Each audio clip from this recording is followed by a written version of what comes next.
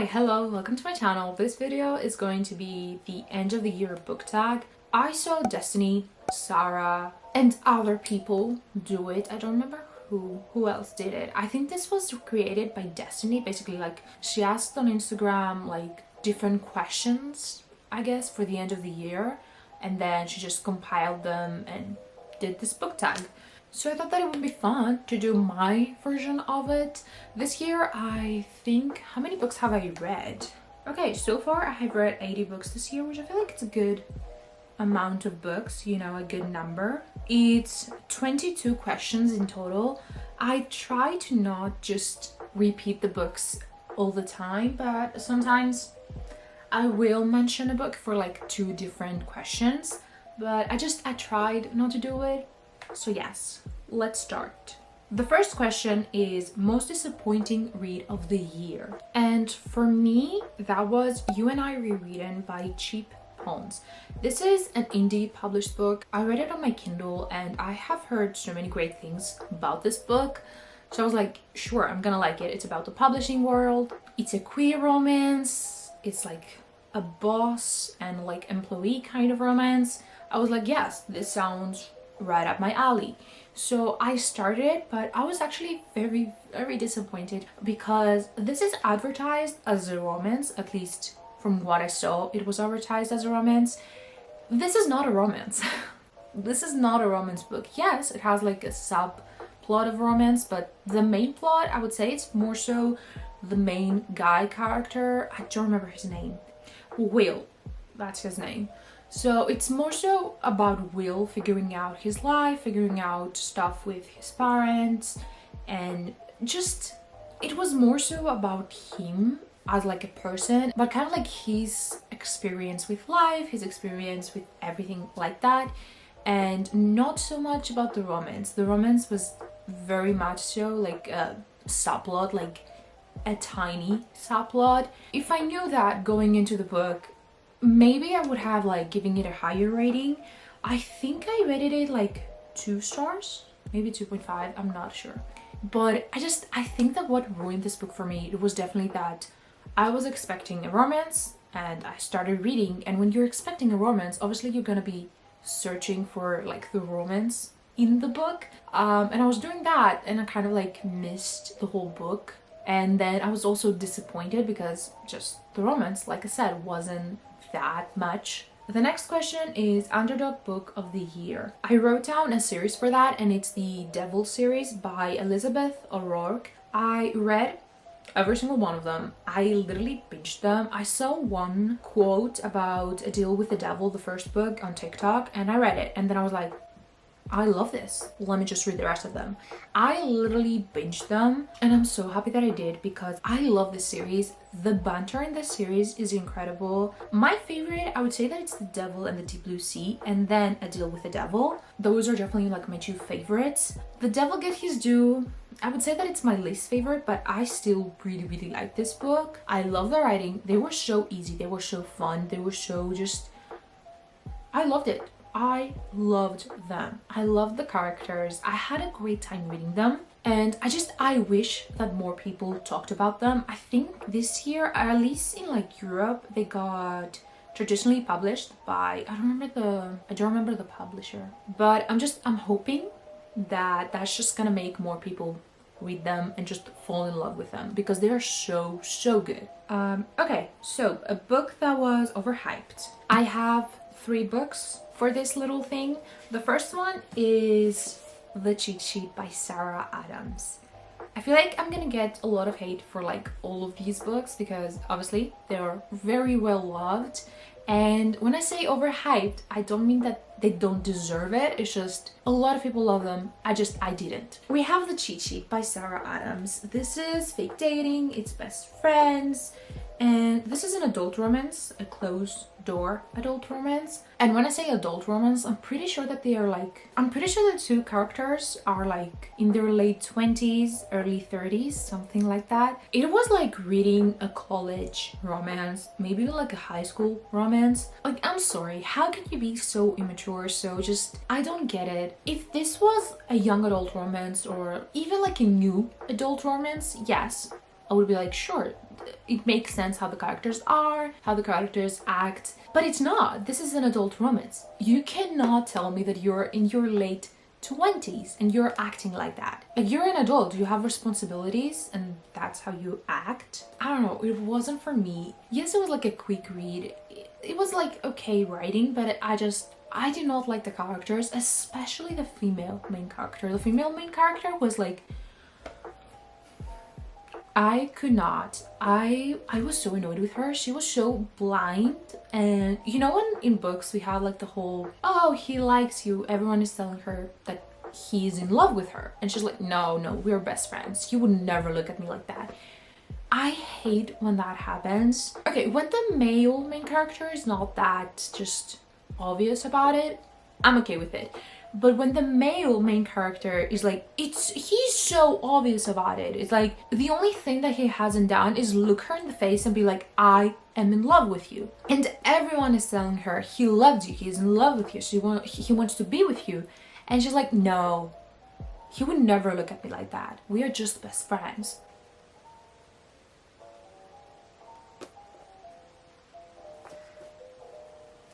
Yeah, I got so annoyed, and it wasn't for me. If you love this book, I am so happy for you, because I really wanted to love it, but it's just I didn't like the characters, and when I don't like the characters of a book, the whole book is ruined for me. And then I also have like another book that a lot of people love, and I am so sad that I didn't love it, and that is Love and Other Words by Christina Lauren. Now, I will say I didn't hate this book up until like the last 20%, I want to say. I was actually going to give this 4 stars, 4.5, something like that, because I was really enjoying it. The beginning of this book was incredible. I loved it. I was like, yes, this is going to be like one of my new favorite Christina Lauren books. But kind of like in the middle of the book, I started to get kind of bored and be like, okay, yeah, we can wrap this up a bit.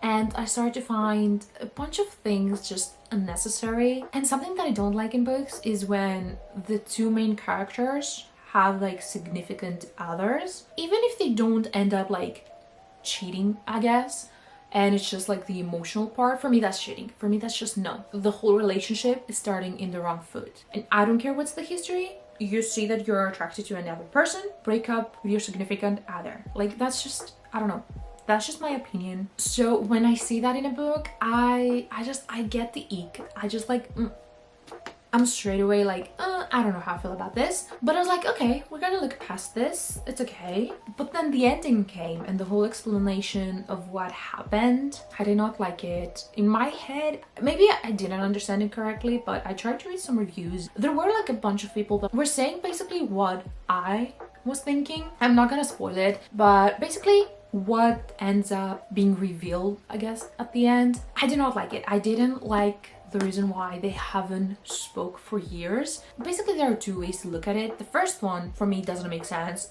I find it kind of dumb, and I really don't know how to explain it, but it's just, for me, it was a very dumb reason. And then the other way to look at it is like the reaction that both of them had, and especially the female main character to it.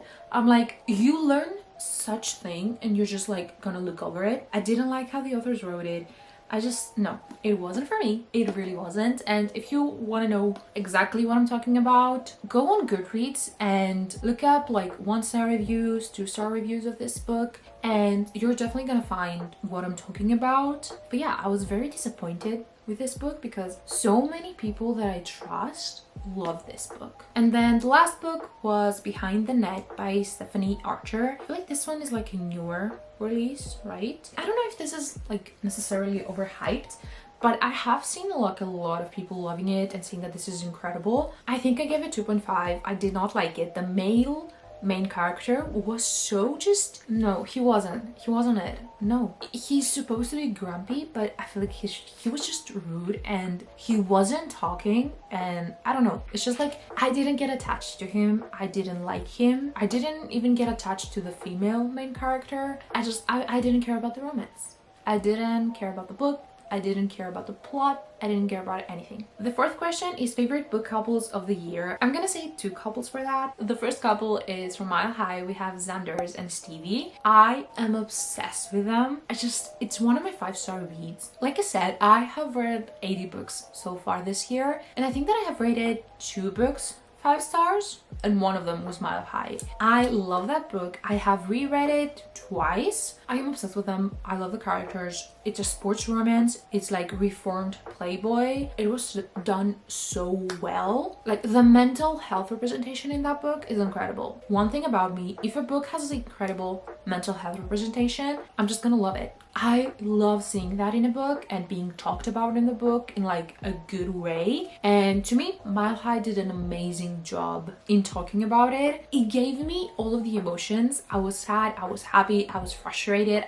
It was perfect. I love them so much. It's 2 people that you wouldn't necessarily expect to fit that great, but they are perfect for each other. They're literally perfect for each other. And how Xanders understands Stevie and how like he tries to understand Stevie, I love them so much. I want to meet them in real life and be friends with them. Obviously that cannot happen, but would love if it could. And the other couple that I am in love with is from Red, White and Royal Blue, and it's Alex and Henry. I'm not going to talk about it too much because I do have this book in another question, so I'm going to talk about it more there, but I love them. They are perfect. The next question is fave main character of the year. For this one, I think I have like only one, and that is Lizzie Blake's Best Mistake by Maisie Eddings. I read this book this year, like I want to say this summer, and I loved it so much. I give this book 4.5 stars. My favorite character is Lizzie. I am obsessed with her. You know, when you read about a character and you're like, I want to be friends with them, I could be friends with them in real life. This was Lizzie. I loved her so much. The things that she has gone through, the things that she goes through in this book, and how she ends up just defending herself and kind of like accepting herself, it was just incredible. I loved her so much. She's so funny, so realistic, I guess. She's literally a character that I constantly think about. I love her so much. She's such a strong female character, but she still has flaws and just things that she struggles with, and that's what makes her strong. And then we have Gianna, don't know how you pronounce that, by Blindsided by Kandi Steiner. I love that book and I love her. She is incredible. I love her. She is me. She's a bookworm. She loves books. She's like a sci person, and she ends up fake dating Clay, he's like in the football team, I think. I love them together, but especially Gianna. She's just, I don't know, something about her felt so just comforting, and I just related to her in a lot of things, and I don't know, I loved her character. Then we have Book That Surprised You. I actually have 2 books for that. The first one is Just My Type by Fallon Ballard. This is the author of Listen Love, I think. I have not read that book, but I have heard great things about it. I did not expect to like this book. I was like, oh yeah, it's gonna be like a 3 stars. No, I haven't heard anyone talking about this book, and I read it not expecting much. I think I gave this 4 stars. It was so fun. It was like a rom-com. It reminded me of How to Lose a Guy in 10 Days, kind of like the vibes that movie gives you. It was so fun. This is like a second chance romance. This was perfect. I love the 2 main characters, and it wasn't just a romance. You see how the 2 characters have different like backgrounds and how different family backgrounds kind of affect you while you're growing up. I loved it. It was so fun. It was such a quick read, and I'm pretty sure that I binged this because I couldn't stop it. I couldn't stop reading. Highly recommend this book. And then we have Maggie Moves On by Lucy Score. I know that a lot of people love Lucy Score and her writing. Personally, I haven't read like any books from her, and I tried, I want to say last year, to read this, and I started it. I think I read around like 40 pages, which I know is not a lot, especially because it's a thick book. It's 400 pages, but I ended up putting it down and being like, I'm gonna just pick it up another day because I'm not feeling it. But this year I was like, okay, I need to finish it because I have started it, so I want to finish it. I was expecting to give it like 2 stars, 2.5, because I thought that the main characters were very childish, especially the guy main character, and I was like, yeah, no, it's not gonna be for me. This author is not gonna be for me. me, but I gave it 4 stars. It was so fun. I loved it. It was small town. The small town vibes in this one, they were amazing. I loved them so much. I loved his family. It was so good, and how she is not used to the whole small town, everyone knows each other, we are one big family. It was like kind of like a very comforting read. I had a great time reading it. So easy to read, literally so good. The next question is new favorite author you discovered in 2023, and that is Liz Tomforde. 100%. I had not read like a single book from this author before 2023, and in the beginning of the year I picked up Mile High, and then in February I read The Right Move when it came out, and I think this October I read Caught Up, which is the 3rd book in that companion series. Obsessed with it. Mile High, I gave it 5 stars. The Right Move, I think I gave it 4.5, 4.75, and then Caught Up, I also gave it 5 stars. I am in love with this author. The writing is incredible. Yes, they are like pretty thick books, but when I read them, I literally do not want them to end. I just want to keep reading and never stop. I love the couples, I love the characters, I love the found family. They are perfect, and every single book is just incredible. I love them with all of my heart. I want the series to never end, and that like whole friend group to never end, and to just keep reading about them. I really love them. Then we have the happiest read of the year. So that is a book that just made me very happy. Obviously that gave me really happy vibes and stuff, and that would be X's and O's by Emily. This was so fun, and I saw like some reviews and people saying that yes, this was cute, but it was kind of like cringy. I didn't love it. I didn't have an issue with it. Yes, some things weren't perfect. I give this like 4.25, but this was the perfect rom-com. It was so cutesy, and I love the characters. He's a firefighter, a grumpy kind of firefighter, and she's like a bookworm, but she's also like a nurse. This whole series is basically about influencers. So she's like a book influencer. She's basically trying to live her second chance romance. So she ends up going on dates with every single one of her exes, and Trevor ends up helping her. It feels like a movie. Reading it feels like a movie. I have also read the first book in this, I think it's gonna be a trilogy, which is called Set on You. Both of the books feel like movies, like you're watching a movie. They are so easy to read, they're so fun, they're so just easy, and I definitely recommend them to anyone. If you're wanting like a cute, nothing extremely serious, fun read, definitely recommend this one. Even like the kind of like more serious topics that it deals with, it does them so well that you're not gonna be sad while reading them, but it doesn't do them in the way that it's insensitive, at least in my opinion. Question 9. Most frustrating book you read in 2023. This was actually the hardest question because I don't really get frustrated with a book. If I don't like it, then I either stop reading it for the time being or just finish it, kind of like skimming the whole book. But the book that I ended up choosing is Rule Number 5 by Jessa Wilder. I'm pretty sure that I saw this on Instagram, like I saw a post about it, and I was like, oh, this sounds really fun. And it reminded me a lot of Blindside by Kandi Steiner, and I love that book. So I was like, this is giving me the same vibes, let me read it, right? No, I should not have done that. I think, yeah, I gave it 2 stars. It wasn't for me. The most frustrating thing about this book, it was that it had so much potential. It's not like the writing is bad. No, the writing is okay. So many scenes in that book could have gone like 2 different ways, let's say. The first way would be like the one that would be beneficial to the plot of the book, and the second way would be the one that would just like not make any sense and would be just like, why are we doing it? And you would expect that it would go with the first way, right? Because it makes sense for the plot of the book. No, they would go the second way. It was so annoying. And also something else, yes, I'm reading a romance book. I'm not reading like a fantasy or a mystery or something. Like, it's okay if you know what is coming, if you're expecting what is coming. But with this book, it was so predictable, and I was like, oh, okay, yeah, at the end of the book that's gonna happen. I was so annoyed that this book had so much potential, but it did not reach it. It did not.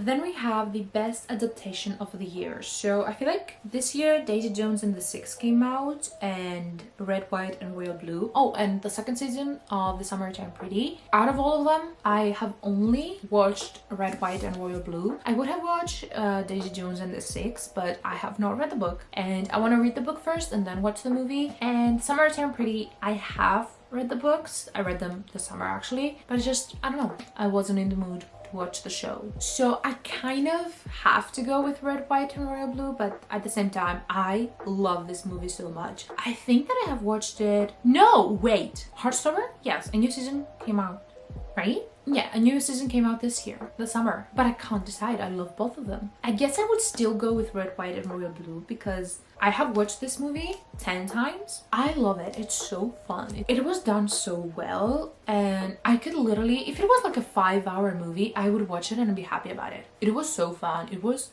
perfect. Yes, they changed some things, sure, but I still loved it and I have watched it so many times, and I think that it's a great adaptation. Like, I feel like if you read the book, you would not be disappointed with the movie. Then we have longest book you read this year, and that is Mile High by Lynn Painter. How many pages is it? It's 603 pages. I did read this on my Kindle, so I didn't really feel like I was reading 600 pages, but yeah, that is the longest book that I read, which is kind of crazy actually. While I was reading it, it didn't feel like it was 600 pages, and what's crazy is that I actually reread that book. I want to say, like, yes, I read this book 3 times this year, and yeah, that's crazy to me. The next question is shortest book you read this year. The shortest book that I read is a novella. Obviously, it's a novella. It's a very short book, and it's The Edens, a legacy short story by Devney Perry, and this is 51 pages. I read this. It was very fun. I enjoyed it. But if you're talking about a book that is not a novella, I read Baggage Claim by Juliana Smith in the beginning of the year, actually,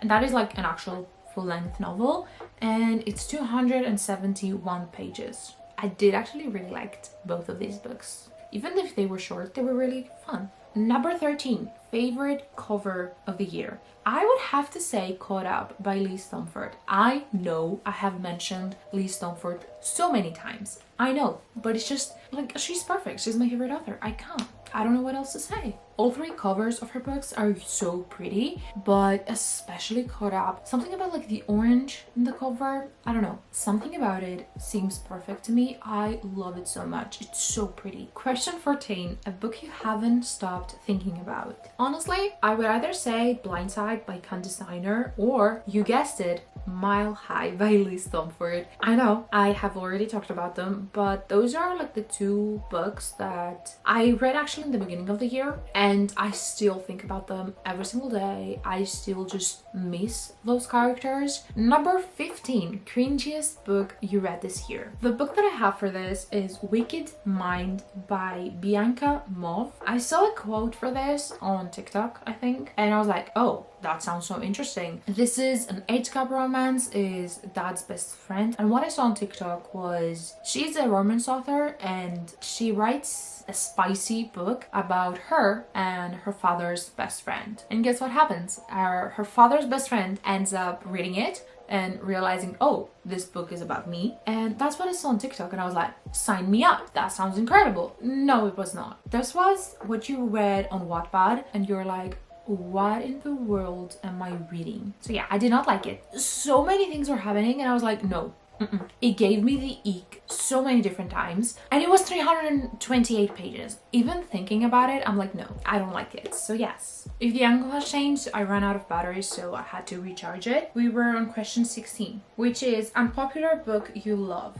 I read this book this summer, and it's How to Win a Breakup by Farah Heron. I don't know how to pronounce that. I gave this 4 stars. It's a young adult book. So we have Samaya, and she's like, her boyfriend ends up breaking up with her, and then everyone is like, oh, she's not taking it well, and that has kind of like, the whole situation has kind of like postponed her, I don't know, like her volunteer work. I don't know exactly what that is, like for university applications and stuff. So she's like, okay, I'm gonna volunteer at another place, and there she meets a male main character, and they end up fake dating in order for Samaya to kind of show her school that, you know what, I'm doing great. I have a boyfriend. I do not care about my ex. And that's the book. It was so fun. It was so cute. And also something very interesting is that Samaya is a gamer. I feel like I haven't read a book about gamers but Samaya is a gamer, her friend group are gamers. It felt like a very true young adult book, and it also just kind of had a lot of things going on, but like in a good way.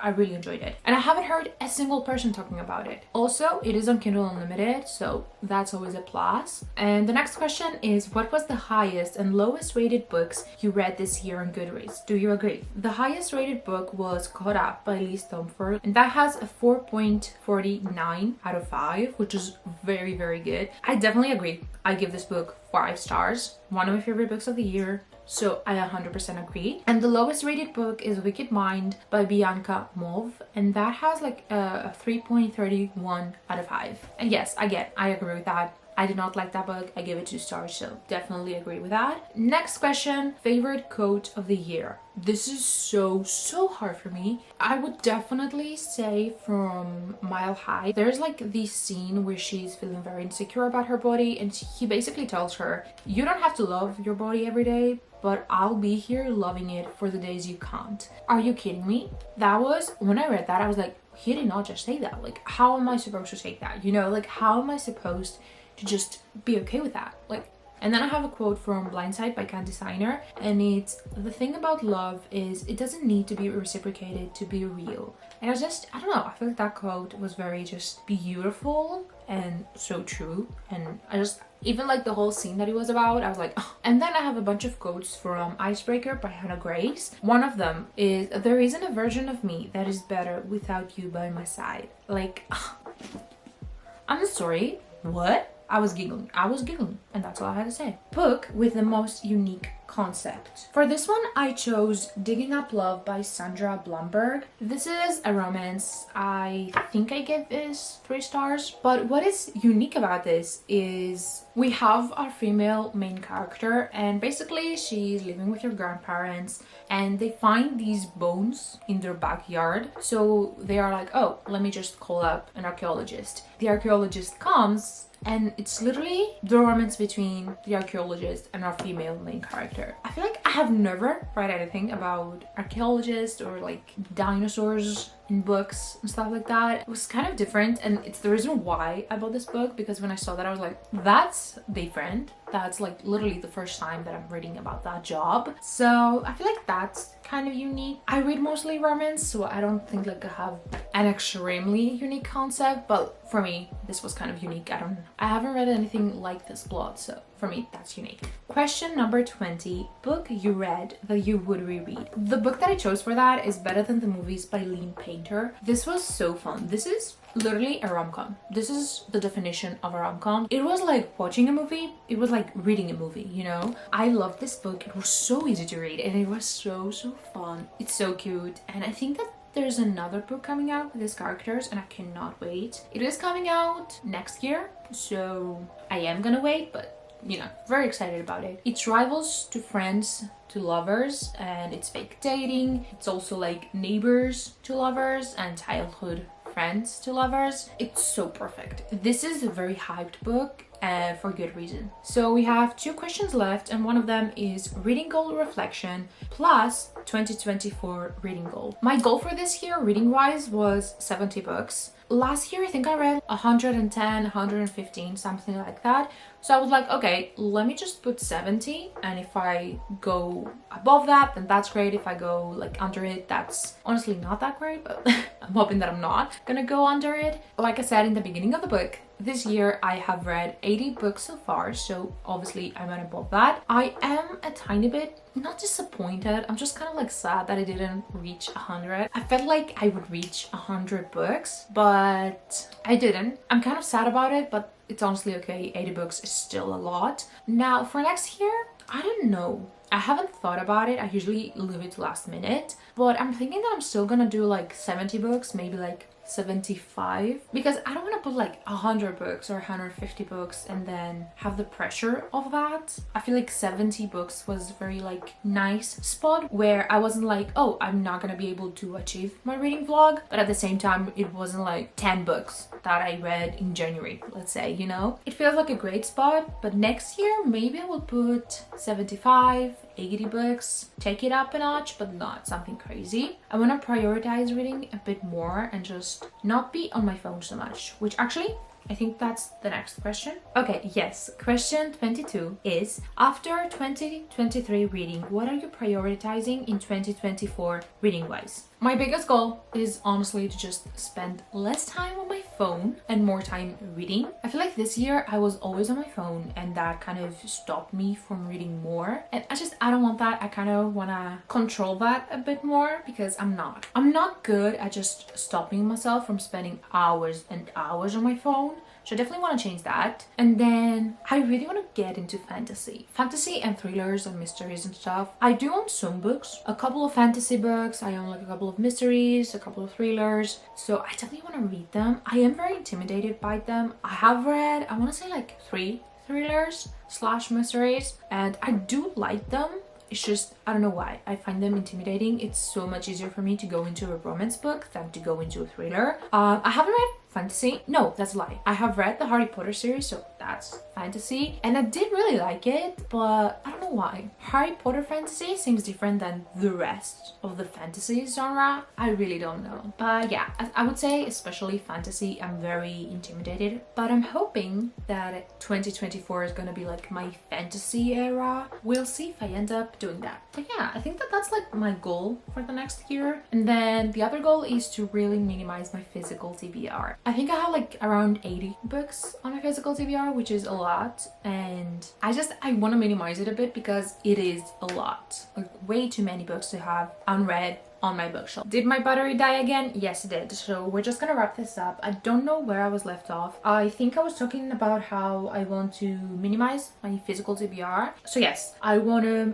make it under 50 books because like I said, right now is like around 80 books, and that's a lot. Every single time that I look at it, I get so overwhelmed and I'm like, I don't know what to read. So I definitely want it to be under 50 books. Now, ideally, I would love if it was around 30 books. I feel like that's like a good number where I still have a good selection of books, but I'm not getting overwhelmed by them. That was the last question. This took a while. I thought that it was gonna be very quick, but apparently I talk too much. But yeah, that's all I had to say. I hope that you enjoyed this video. If you did, give it a thumbs up and subscribe to my channel if you want to. I hope that I will see you in my next video. Bye!